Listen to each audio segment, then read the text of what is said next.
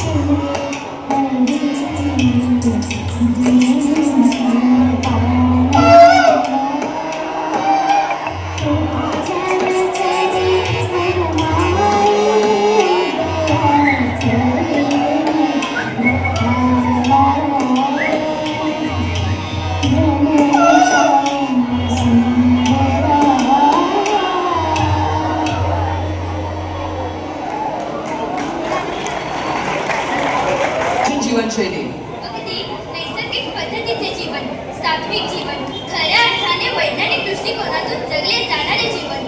चला तर मग पाहूया पुढील प्रसंग.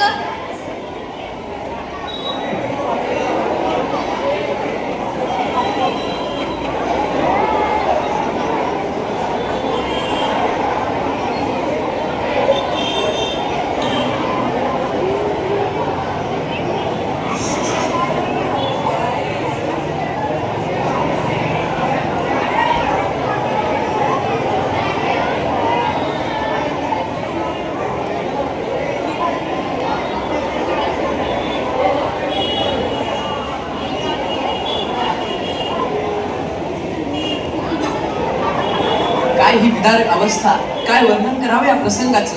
विज्ञानाने लावलेल्या शोधांचा किंवा प्रगत तंत्रज्ञानाचा असा गैरवापर होतोय. होय, खरं आहे. आपलं जीवन सोपं, सुखकर, सुसह्य होण्यासाठी विज्ञानाचे शोध मोलाचे, परंतु इथं त्याचा योग्य वापर होतोय का?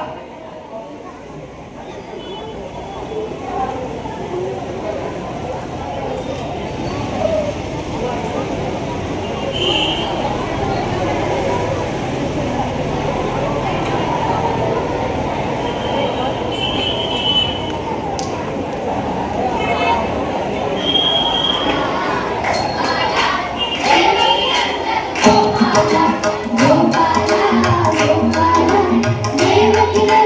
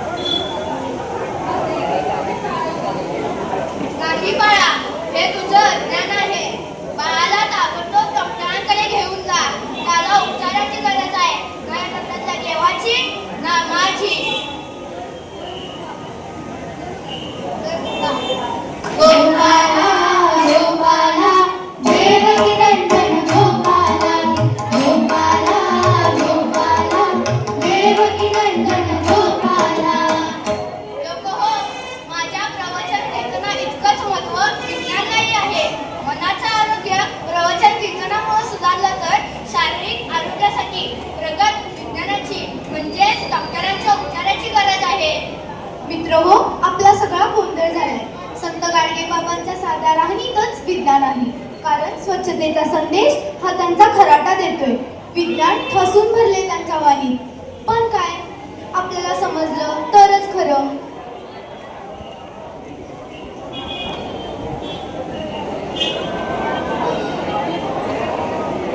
मित्रहो, हे आपले स्वामी विवेकानंद, ज्यांच्या भाषणातील my brothers and sisters of America या त्यांच्या एका वाक्यानं संपूर्ण धर्म परिषदेचं लक्ष वेधलं आणि 3 मिनिटं टाळ्यांचा कडकडाट झाला.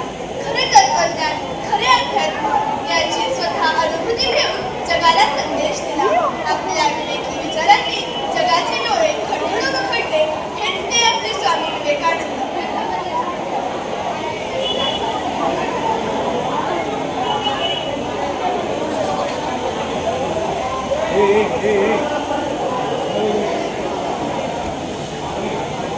होय, मी स्वामी विवेकानंद. चाकूची निर्मिती हा विज्ञानाचा शोध, विज्ञानाचा गैरवापर हे अज्ञान, अविचार. इथे विवेकी विचार संपला आणि इथं जिंकला. जिथे विवेक चिंतो तिथंच खरं अध्यात्म.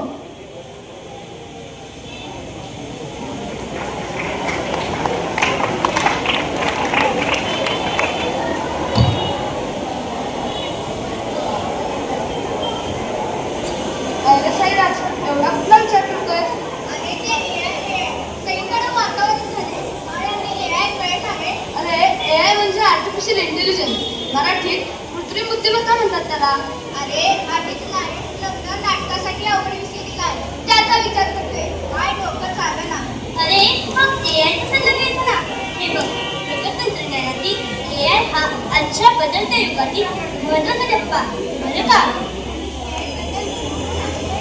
पण नाटकाला गेलेत 15 मिनिटं, त्यावर व्हायला नको.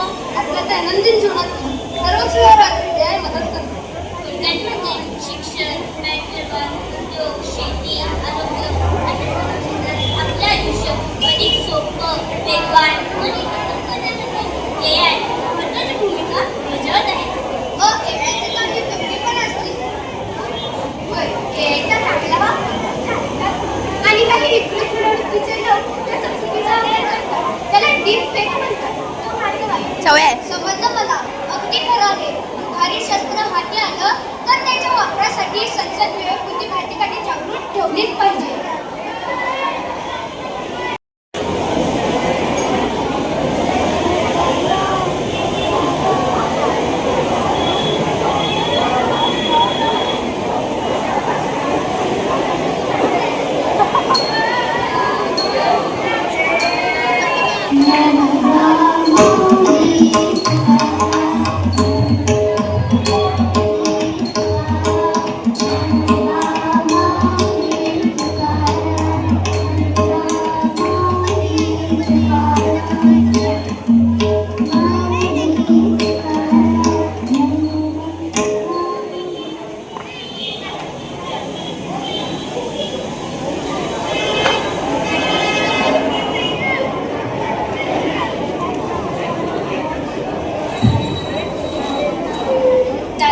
बघितलंस, अरे आपल्या संतांनी संत परंपरा निर्माण केल्या.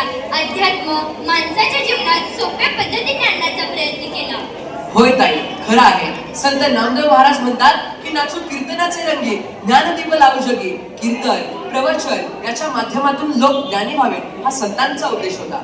दगडाच्या मूर्तीचे दर्शन खरे की जिवंत, असहाय्य, निराधार लोकांना मदत करण्यातच खरे देवदर्शन हे आपल्या लक्षात आले असेल. अहो, अध्यात्म म्हणजे तरी काय? आत्म्याविषयीचे ज्ञान म्हणजे अध्यात्म. कांदा, मुळा, भाजी अवघी विठाई माझी, लसूण, मिरची, कोथिंबिरी अवघी झाली पंढरी. म्हणणारा संत सावतामाळी, प्रयोगशील शेतकरी, विज्ञानवादी विचार जगणारा, आपल्या कष्टातून अध्यात्म जाणणारा, विठ्ठल भक्त नवे नवे शास्त्रज्ञच. होय, यातून अध्यात्म व विज्ञान हे एकमेकास पूरक आहे असेच सिद्ध होते ना.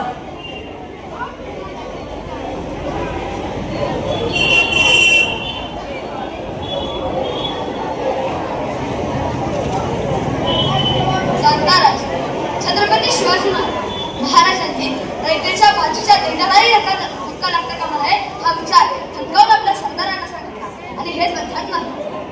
त्या काळात आपले बुद्धिमान हुशार हिरोजी तेंडुलकर या वास्तुविशारदाने रयतेसाठी स्वराज्यासाठी बलिदान दिले. यातून छत्रपती शिवाजी महाराजांनी अध्यात्म व विज्ञान याच्या एकत्र संगमातून स्वराज्याची स्थापना केली. आज माझ्या राजाचे संपूर्ण जगात 85,832 इतके पुतळे आदर्श राजा म्हणून उभे आहेत. होय, आणि क्रांतीज्योती सावित्री व ज्योतिबा फुले यांनी स्त्री शिक्षणाचा विचार मांडला. हे अध्यात्म आणि मुलींसाठी शाळा उघडल्या. हे विज्ञान. अगदी बरोबर. होय, हे अगदी खरं आहे.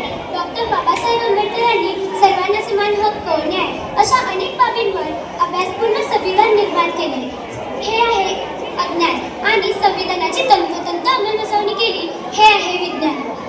दलितांचे कैवारी छत्रपती शाहू महाराजांनी अनेक लोककल्याणकारी कामे, राधानगरी धरणासारख्या योजना, प्रकल्प उभारून जनतेच्या हिताची कामे केली.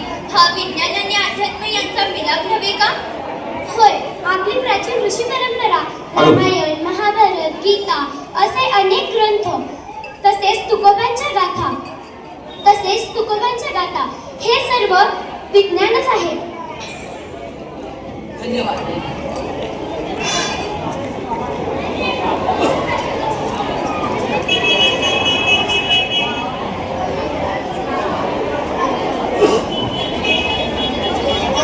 अध्यात्म आणि विज्ञान एकाच नाण्याच्या दोन बाजू आहेत.